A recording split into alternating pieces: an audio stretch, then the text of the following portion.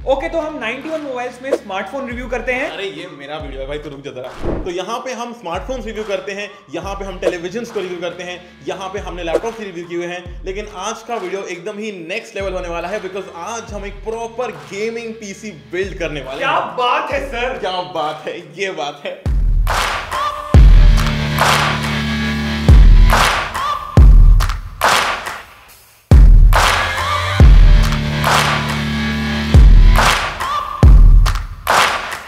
सीधा पॉइंट है कि हमारे पास आज 1 लाख रुपए का बजट है एंड उस 1 लाख रुपए के अंदर हमें एक proper full fleshed gaming PC build करना है। तो हमने आज के वीडियो को 3 पार्ट के अंदर डिवाइड किया हुआ है। पार्ट नंबर 1 के अंदर हम फिगर आउट करेंगे कि हमने इस कंप्यूटर को बनाने के लिए क्या क्या कंपोनेंट्स का इस्तेमाल किया हुआ है, यानी कि क्या प्रोसेसर है, क्या जीपीयू है, क्या मदरबोर्ड है एंड ऑल दोस थिंग्स। फिर हम बात करेंगे पार्ट नंबर 2 के बारे में, जहां पर हम सारे कंपोनेंट्स को लेंगे, प्रॉपरली कंप्यूटर को हम प्रॉपर तरीके से असेंबल करेंगे, आपको उसका सही से मोन्टाज दिखाएंगे।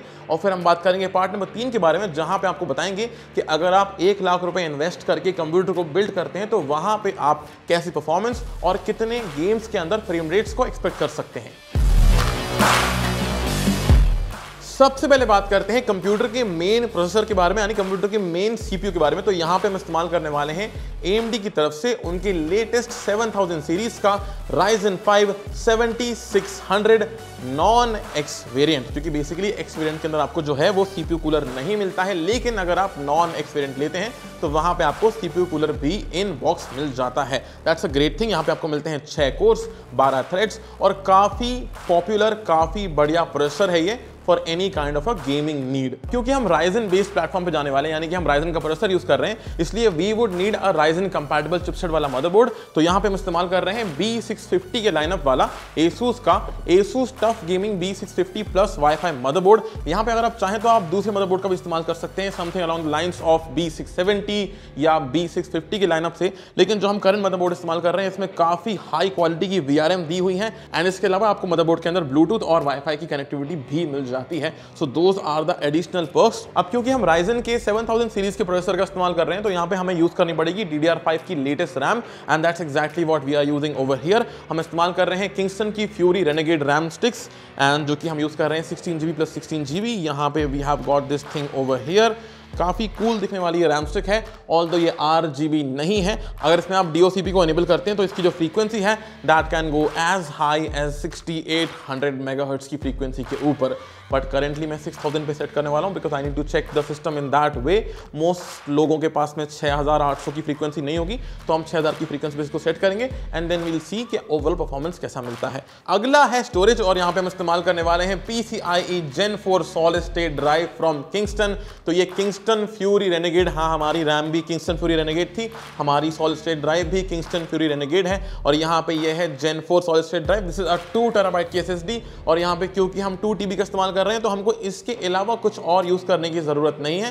हालांकि अगर आप चाहें तो अपने स्वाद अनुसार आप अपने हिसाब से 1 TB का भी इस्तेमाल कर सकते हैं। अब किसी भी गेमिंग कंप्यूटर का सबसे इंपॉर्टेंट पार्ट होगा उसका जीपीयू। तो करेंटली यहाँ पे हम इस्तेमाल करने वाले हैं AMD की तरफ से AMD Radeon RX 6700 XT। बहुत ही अमेजिंग जीपीयू है ये। आई अंडरस्टैंड दिस थिंग कि ये एक लास्ट जेन का जीपीयू है, लेकिन करेंटली अगर आप इस जीपीयू को लेते हैं तो ये वाला जो जीपीयू है ये आपको बहुत ज्यादा हाई वैल्यू फॉर मनी का स्टैंड प्रोवाइड करता है। बेसिकली इसमें आपको GDDR6 टाइप की 12GB की VRAM मिल जाती है जो कि क्वाड HD गेमिंग के लिए सूटेबल है। अब बात करते हैं लास्ट चीज के बारे में, एक्चुअली सेकंड लास्ट चीज के बारे में। ये है हमारे कंप्यूटर का पावर सप्लाई यूनिट। तो यहाँ पे हम 850 वॉट का गोल्ड सर्टिफाइड PSU इस्तेमाल कर रहे हैं, which is a totally actually fully modular power supply unit again by tough gaming. तो ये भी Asus की तरफ से ही पावर सप्लाई यूनिट है, again shout out to Asus। तो यहाँ पे आप चाहें तो इस करंट सिस्टम के लिए जहाँ पे हम इस्तेमाल कर रहे हैं Ryzen का R5 7600, AMD का आपका Radeon 6700 XT। तो अगर आप ऐसे कंपोनेंट्स का इस्तेमाल कर रहे हैं तो यहाँ पे आप अगर चाहें तो 650 वॉट का गोल्ड सर्टिफाइड PSU भी अगर आप इस्तेमाल करते हैं तो भी उससे आपका कंप्यूटर सिस्टम आसानी से चल जाएगा। But because we had the 850 wattage का पावर सप्लाई यूनिट तो हम यही इस्तेमाल कर रहे हैं। ऑल्सो इफ इन केस अगर आप ज़्यादा वॉटेज का PSU इस्तेमाल करते हैं तो फ्यूचर में आपको अपग्रेड करने में कोई दिक्कत नहीं आएगी। आप आसानी से सिमिलर मदरबोर्ड के ऊपर प्रोसेसर को चेंज कर सकते हैं, आप आसानी से अपने ग्राफिक कार्ड को भी सेल करके या नया परचेज करके रिप्लेस कर सकते हैं with the very same PSU। तो यहाँ पे हम 850 वॉट का PSU का इस्तेमाल कर रहे हैं। अब बात करते हैं लास्ट चीज के बारे में, which is gonna be the cabinet. पर कैबिनेट के अंदर मेरा हमेशा होता है ओपिनियन कि cabinet should be all about your own स्वाद अनुसार, बिकॉज कैबिनेट आपके अपने हिसाब से ज़्यादा सही रहता है। जस्ट मेक श्योर कि आपके जो मदरबोर्ड का साइज है, जैसे करेंटली ये एक फुल साइज का ATX मदरबोर्ड है, तो आप मदरबोर्ड की साइज के हिसाब से कैबिनेट का साइज चूज कर सकते हैं। तो हमारा जो मदरबोर्ड है वो फुल मदरबोर्ड है, यानी कि फुल ATX साइज का मदरबोर्ड है। तो यहाँ पे जो हम कैबिनेट का इस्तेमाल कर रहे हैं वो है TUF gaming GT502, and this is the most satisfying feeling ever. तो यहां पे हमारे पास में सारे के सारे कंपोनेंट्स हो चुके हैं totally ready. Let's get it started, हाँ let's get it started.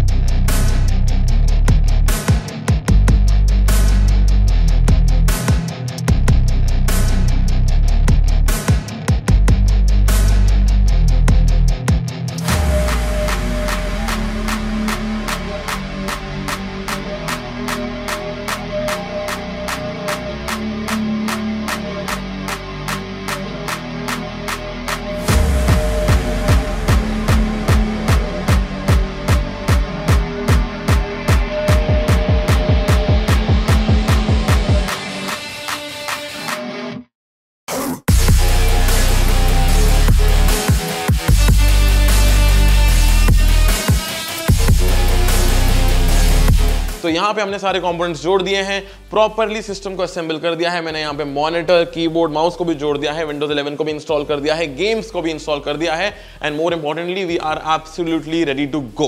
Also I would like to give a huge shout out to HP HyperX, बिकॉज वहीं से हमारे आज के मॉनिटर, कीबोर्ड और माउस आया हुआ है। All these peripherals are from HyperX।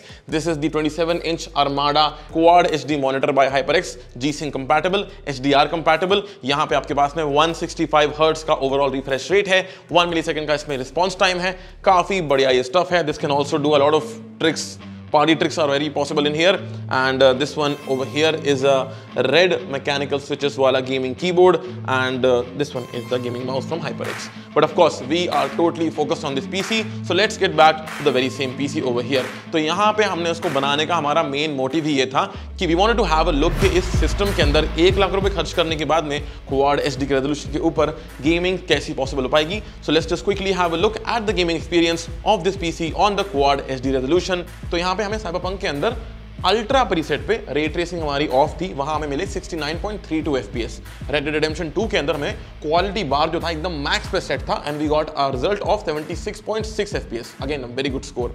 GTA 5 में at the very high preset हमें मिला देखने के लिए 171 FPS का स्कोर। वहीं Forza Horizon 5 के अंदर अल्ट्रा प्रीसेट पे we got a result of 125 FPS, and Valorant was the last game, and again the same resolution of Quad HD at the high preset we got a result of 610 FPS। Alright, तो इन अ bigger picture यहाँ पे सारे ही games जो हैं वो quad HD के resolution के ऊपर अल्ट्रा सेटिंग्स पे, वेरी हाई सेटिंग्स पे इजीली प्लेबल है। यहाँ पे जो चीज ऐड होती है वो ये होती है कि अगर आप सिमिलर जीपीयू उठाते हैं, यानी कि this is the AMD Radeon 6700 XT, तो यहाँ पे आपको 12 GB की वीरा मिल जाती है, which basically gives you a very good frame time consistency. यानी कि अगर आप फोकस करते हैं on the frame time consistency वाला ग्राफ, तो वहां पे जो स्पाइक्स होते हैं वो स्पाइक्स एग्जिस्ट नहीं करते हैं। आसान भाषा में जो आपका आपका गेम है, अगर आप क्वाड एचडी के हाई रेजोल्यूशन पर भी गेम खेल रहे हैं तो जो आपके फ्रेम रेट्स हैं वो स्टटरिंग नहीं करेंगे, यानी कि वो गेम्स अटकेंगे नहीं, स्टटरिंग नहीं करेंगे, कोई भी आपको मेजर फ्रेम ड्रॉप्स देखने के लिए यहाँ पे नहीं मिलेंगे, यानी कि गेम जो है वो काफी ज्यादा स्मूथ होगा।